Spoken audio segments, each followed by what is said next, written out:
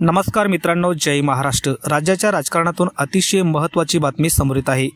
भारतीय जनता पक्षाने उद्धव ठाकरेंची शिवसेना फोडली आणि एकनाथ शिंदे यांना बहाल केली।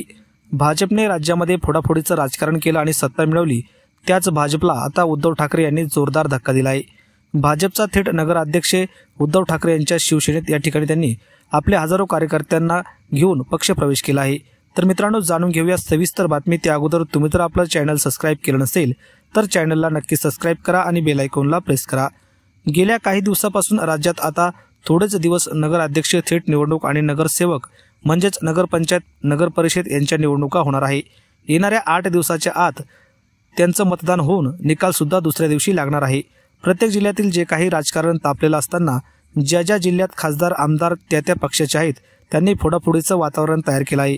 उद्धव ठाकरे यांचे निष्ठावंत शिलेदार मानले जाणारे आणि परभणीचे खासदार असलेले उपनेते जे काही गेल्या अनेक दिवसापासून निष्ठावंत खासदार म्हणून ओळखले जाणारे बंडू जाधव यांनी आता भाजपा शिंदे गटाला जोरदार धक्का दिलेला दिसत आहे।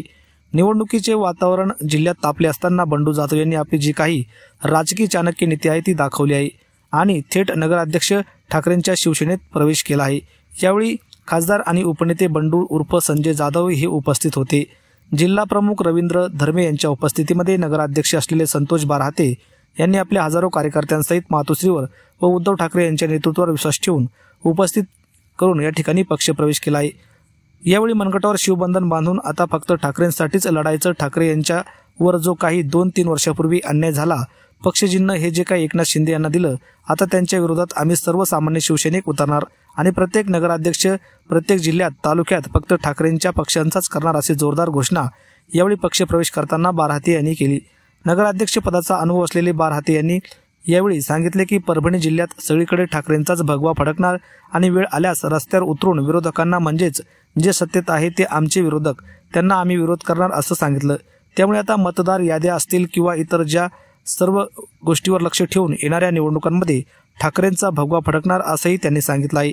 मित्रांनो, संतोष बारहाते यांच्या रूपाने थेट नगराध्यक्ष ठाकरेंच्या शिवसेनेत आल्याने ठाकरेंची ताकद वाढली का? तुम्हाला काय वाटतं? तुमच्या प्रतिक्रिया कमेंटच्या माध्यमातून नक्की व्यक्त करा। धन्यवाद। जय महाराष्ट्र।